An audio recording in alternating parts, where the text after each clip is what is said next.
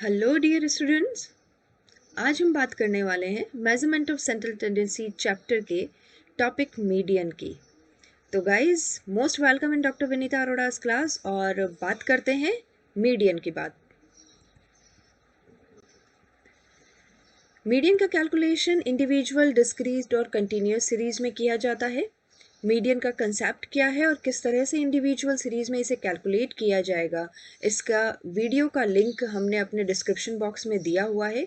इसे पहले ज़रूर से देखें और उसके बाद आज हम बात करने वाले हैं डिस्क्रीट सीरीज और कंटिन्यूस सीरीज में किस तरह से मीडियन का कैलकुलेशन किया जाएगा। सो गाइस, चलते हैं आगे। सबसे पहले डिस्क्रीट सीरीज में, यदि डिस्क्रीट सीरीज में आप अच्छे से जानते हैं कि एक्स वैल्यूज़ और एफ वैल्यूज़ यानी फ्रीक्वेंसी आपको गिवन होती है, तो उसमें किस तरह से मीडियन का कैलकुलेशन किया जाएगा। सबसे पहले बात करें तो आपको सीरीज़ को असेंडिंग ऑर्डर में अरेंज करना होगा।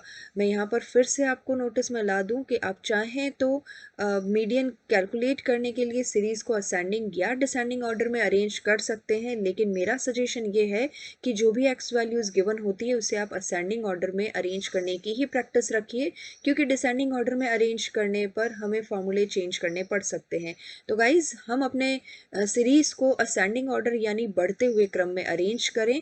ध्यान रखिएगा, जैसे ही एक्स वैल्यू को आप अरेंज करते हैं, ऑर्डर चेंज करते हैं, उसके साथ साथ उसकी फ्रिक्वेंसी का ऑर्डर भी चेंज हो जाएगा। ये गलती मत कीजिएगा कि केवल एक्स वैल्यू को चेंज किया, फ्रिक्वेंसी को चेंज नहीं किया। तो जैसे ही एक्स वैल्यू का ऑर्डर चेंज होता है, उसी अकॉर्डिंग ही उससे रिलेटेड फ्रिक्वेंसी का भी ऑर्डर चेंज होगा। नाउ अब क्यूमुलेटिव फ्रिक्वेंसी कैलकुलेट करनी होगी। अब ये क्यूमुलेटिव फ्रिक्वेंसी क्या है? देखिए, क्यूमुलेटिव फ्रिक्वेंसी में हम सारी फ्रिक्वेंसीज की क्यूमुलेटिव्स बना लेते हैं, यानी संचयी तरह से गणना करते हैं। करंट फ्रिक्वेंसी, उसके बाद नेक्स्ट फ्रिक्वेंसी को जोड़ लिया जाता है। अब जो टोटल आती है उसमें नेक्स्ट फ्रिक्वेंसी को जोड़ लिया जाता है। इसी तरह से जो टोटल मिली उसे फिर नेक्स्ट फ्रिक्वेंसी में जोड़ लिया जाता है। इसे अच्छे से समझने के लिए हम अपने एग्जाम्पल में देखेंगे। नाउ अब हमें एक फॉर्मूले का यूज़ करना होगा और वो फार्मूला होगा m is equal to n plus one divided by two. Guys, यहाँ पर n plus one divided by two में जो n की बात की है, ध्यान दीजिएगा, क्योंकि डिस्क्रीट सीरीज है इसलिए सिग्मा f यहाँ यूज़ करना होगा। Summation of frequency plus one divided by to, इस फार्मूले को यूज़ करने से होगा क्या? इससे हमें एक वैल्यू मिलेगी और जो भी वैल्यू हमें मिलती है उसे आपको आपकी क्यूमुलेटिव फ्रिक्वेंसी में देखना होगा। क्यूमुलेटिव फ्रिक्वेंसी में देखते वक्त इस बात का ध्यान रखिएगा, जो हमें वैल्यू मिली है उसकी तुरंत बड़ी संख्या को आपको ले लेना होगा। यहाँ मैं आपको याद दिला देना चाहती हूँ कि यहाँ पर जिस तरह से हमने इंडिविजुअल सीरीज में इवन और odd, number of items are even, number of items are odd से रिलेटेड कैलकुलेशंस किए थे, यहाँ पर वो प्रॉब्लम नहीं है। यहाँ पर यदि सिग्मा एफ या एन की वैल्यू ऑड है या इवन है, हमें कोई फर्क नहीं पड़ता। हमें केवल जो वैल्यू हमें मिली है n plus one divided by to से, उस वैल्यू को लेकर हम उसे क्यूमुलेटिव फ्रिक्वेंसी में देखेंगे और उससे तुरंत बड़ी संख्या जो भी क्यूमुलेटिव फ्रिक्वेंसी में मिलती है उसके सामने वाली संख्या ही हमारा मीडियन कहलाएगा। तो देखते हैं किस तरह से कैलकुलेशन किया जाएगा एक एग्जाम्पल के साथ। एक एग्जाम्पल आपके सामने है, नंबर ऑफ वर्कर्स आपको गिवन है, वेजेस गिवन है, आपको कहा गया है कि मध्यका मजदूरी निकालिए या मीडियन वेज कैलकुलेट करना है। तो आपको देखते ही पता चल रहा होगा कि यहाँ पर वेजेस हमारा x होगा और नंबर ऑफ वर्कर्स हमारी फ्रिक्वेंसी होगी। और जो वेजेस आपका लिखा गया है वो असेंडिंग ऑर्डर में नहीं है। तो सबसे पहला ही काम हमें यही करना है, मीडियन कैलकुलेट करते समय क्लिक करिए अपने माइंड में असेंडिंग ऑर्डर। तो असेंडिंग ऑर्डर में अरेंज करने पर हमें मिला है 20, 21, 22, 23, 24, 25, 26, 27 और 28 गाइस। तो इस तरह से हमारे ये असेंडिंग ऑर्डर्स में कैलकुलेट हो गए हैं। और यहाँ मैं आपको जो बात नोटिस में लाना चाहती हूँ वो ये, 20 के साथ 20 की ही फ्रिक्वेंसी चल रही है, 21 के साथ 21 की ही फ्रिक्वेंसी मूव ऑन हुई है। तो गाइस, इस बात का आप जरूर से ध्यान रखिएगा, जो कि जनरली स्टूडेंट मिस्टेक करते हैं। नाउ हमारी एक्स वैल्यूज असेंडिंग ऑर्डर में क्रिएट हो गई है, उसकी रिलेटेड फ्रिक्वेंसी उसके साथ आ गई है। तो अब हमारा काम है क्यूमुलेटिव फ्रिक्वेंसी कैलकुलेट करना गाइस। तो क्यूमुलेटिव फ्रिक्वेंसी कैलकुलेट किस तरह से की जाती है, देखिए सबसे पहले करंट फ्रिक्वेंसी को रखा जाएगा जो कि हमारी 8, उसके बाद नेक्स्ट फ्रिक्वेंसी को इसमें जोड़ दिया जाएगा, 8 + 10 हो गया 18, उसके बाद नेक्स्ट फ्रिक्वेंसी को जोड़िए 18 + 11 29, उसके बाद next frequency 29 + 16 45, 45 + 20 is 65 and so on guys. तो इस तरह से क्यूमुलेटिव फ्रिक्वेंसी कैलकुलेट कर ली जाएगी। नाउ अब हम कैलकुलेट करते हैं हमारा फॉर्मूला, क्योंकि हमें मीडियन कैलकुलेट करना है तो हमारा सिंपल सा फॉर्मूला यहाँ पर है n+1 डिवाइडेड बाय 2। तो यहाँ पर n+1 डिवाइडेड बाय 2 में देखिए n हमारा सिग्मा एफ 120 है, तो हम यहाँ पर 120 की वैल्यू को रखते हैं, +1 जो हमारे फॉर्मूले में है डिवाइडेड बाय 2। नाउ इसे आप सॉल्व करते हैं तो हमारा जो वैल्यू मिलता है वो है 60.5 या 60.5।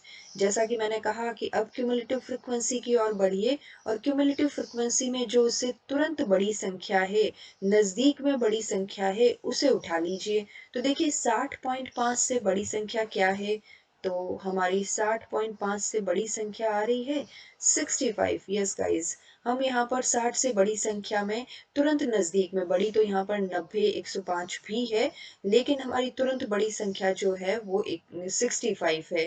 तो इस 65 को हमने उठा लिया और 65 के तुरंत सामने का देखिएगा, 65 के तुरंत सामने है हमारे पास 24। यस गाइज, यहाँ पर 24 हमारा मीडियन कहलाएगा। तो इस बात को आप जरूर से ध्यान में रखिए। यदि आपकी कोई वैल्यू गिवन है, उस वैल्यू को आप फॉर्मूला यूज करने के बाद उसको क्यूमुलेटिव फ्रिक्वेंसी में देखते समय गलती ना करें, और जब हमें क्यूमुलेटिव फ्रिक्वेंसी उसके नजदीक में मिल गई तो उसके सामने की वैल्यू पर आप निशान लगा दीजिए और यही वैल्यू हमारी मीडियन कहलाएगी। तो बहुत सिंपल सा तरीका, नए क्वेश्चंस के साथ आप डिस्क्रीट सीरीज में मीडियन को ट्राई कीजिए। हम बात करते हैं कंटिन्यूस सीरीज की। तो गाइस कंटिन्यूस सीरीज में किस तरह से कैलकुलेशन किया जाता है देखिएगा। सबसे पहले आप सीरीज में क्यूमुलेटिव फ्रिक्वेंसी कैलकुलेट कर लीजिए। सबसे पहली बात यहाँ पर मैं आपको बता देना चाहती हूँ कि कंटिन्यूस सीरीज क्लासेस में होती है 0 से 5, 5 से 10, 10 से 15। सो गाइज ये ऑलरेडी असेंडिंग ऑर्डर में होती है, लेकिन यदि ये असेंडिंग ऑर्डर में नहीं है तो सबसे पहले इसे असेंडिंग ऑर्डर में अरेंज कर लीजिए। सो गाइज असेंडिंग ऑर्डर में अरेंज करने के बाद आप अपनी फ्रिक्वेंसीज जो गिवन है उन फ्रिक्वेंसीज की क्यूमुलेटिव फ्रिक्वेंसी ज्ञात कर लीजिए। उसके बाद अब इस क्यूमुलेटिव फ्रिक्वेंसी को ज्ञात करने के बाद स्मॉल m की गणना की जाएगी, और ये स्मॉल m है n डिवाइडेड बाय 2। यहाँ थोड़ा फॉर्मूला चेंज हुआ है, ध्यान दीजिएगा। कंटिन्यूस सीरीज में कैलकुलेशन के लिए n बाय 2 का फॉर्मूला यूज होगा, और अगेन n से मतलब वही सिग्मा f से है। तो इस तरह से जो वैल्यू हमें मिलेगी उसे फिर से संचयी आवृत्तियां या क्यूमुलेटिव फ्रिक्वेंसी में देखिए और उससे तुरंत बड़ी संख्या को उठा लीजिए। उसके सामने जो हमारी क्लास है वो मीडियन क्लास होगी। मीडियन क्लास से मतलब हमारी इसी क्लास में हमें मीडियन मिलेगा। तो गाइस किस तरह से मीडियन का कैलकुलेशन उस क्लास में किया जाएगा जो हमने मीडियन क्लास कैलकुलेट की है अभी तक, उस मीडियन क्लास में यदि हमें कैलकुलेशन करना है मीडियन का, तो उसके लिए फॉर्मूला याद कर लीजिए, रट लीजिए, L1 + I/F small m minus c। देखते हैं इनके नोटेशंस। देखिए यदि हम L1 की बात करें तो L1 हमारा lower limit of the median class है। यदि हमारी मीडियन क्लास है 25 से 30, तो हमारी लोअर लिमिट हो गई 25, तो यहाँ पर 25 रख दिया जाएगा।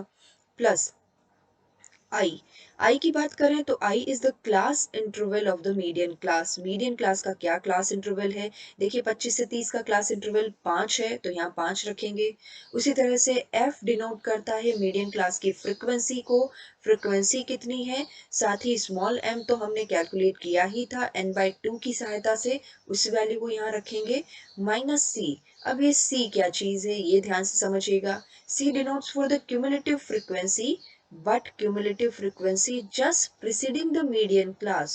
मध्यिका वर्ग से तुरंत पूर्व की क्यूमुलेटिव फ्रिक्वेंसी को हमें यहाँ पर लिखना होगा। तो ध्यान दीजिएगा इनके नोटेशंस को, और एक क्वेश्चन के साथ मैं आपको इसे समझाती हूँ। देखिए क्वेश्चन आपको गिवन है wages and number of employees का। इसमें वेजेस आपको गिवन है, क्लासेस गिवन है, इस क्लियर कंटिन्यूअस सीरीज है 0 से 5, 5 से 10 एंड सो ऑन।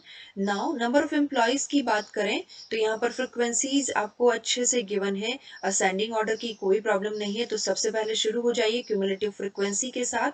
तो हमने क्यूमुलेटिव फ्रिक्वेंसी कैलकुलेट किया है, 5 हमारे पास है ही, 5 में अगली फ्रिक्वेंसी को जोड़ दीजिए तो 5 + 8 हो गया 13, 13 में अगली फ्रिक्वेंसी 10 जोड़ा तो हो गया 23, 23 में 9 को जोड़ा तो हो गया 32 और इसी तरह से 32 में 8 को ऐड किया तो 40। नाउ अब नेक्स्ट फॉर्मूला यूज कर लीजिए, 40 divided by 2 it is the n/2, हमारे पास मिलता है 20th item. Again same procedure, 20 या उससे बड़ी संख्या ले लीजिए, 20 से बड़ी संख्या है 23, तो 23 के सामने चलिए गाइस और हमारी मीडियन क्लास हमें मिल गई है 10 से 15। अब इस 10 से 15 में हमारा मीडियन होगा, तो इस मीडियन को कैलकुलेट करने के लिए अपना फॉर्मूला अप्लाई कर लीजिए और हमारा फॉर्मूला है m = L1 + I/f small m minus C. तो वैल्यूज पुट करिए। देखिए हमारी मीडियन क्लास की लोअर लिमिट है 10, क्लास इंटरवल है 5, फ्रीक्वेंसी है 10, स्मॉल m हमने कैलकुलेट किया 20 और c just preceding the median class. तो just preceding the median class यानी 23 से पहले की क्यूमुलेटिव फ्रीक्वेंसी 13, तो 13 हमने यहाँ पर ले ली। कैलकुलेशन बहुत आसान, सबसे पहले ब्रैकेट सॉल्व कीजिए, 20 - 13 7, 7 को 5 से गुणा करें, 7 × 5 it is the 35, 35 divided by 10 ये हो गया 3.5। नाउ 10 + 3.5, तो गाइस फाइनली जो हमें वैल्यू मिली है वो है 13.5। तो 13.5 की वैल्यू को हम यहाँ पर मीडियन मान सकते हैं और क्योंकि हमारी क्लास मीडियन क्लास के बीच में ही इसका आंसर निकला है, 10 to 15 के बीच में ही 13.5 आता है, तो हम ये मान सकते हैं हमारा आंसर बिल्कुल सही है। सो गाइस हमारी मीडियन वेज कहलाएगी 13.5। तो इस तरह से हमने मीडियन को कैलकुलेट करना सीखा कंटिन्यूस सीरीज में और साथ ही डिस्क्रीट सीरीज में। Finally thank you guys for watching my video and don't forget to subscribe my channel। यदि अभी तक आप हमारे चैनल पर नए हैं तो हमारे चैनल को सब्सक्राइब जरूर कीजिए और ज़्यादा से ज़्यादा हमारे वीडियोस को शेयर करें, लाइक करें। Thank you guys.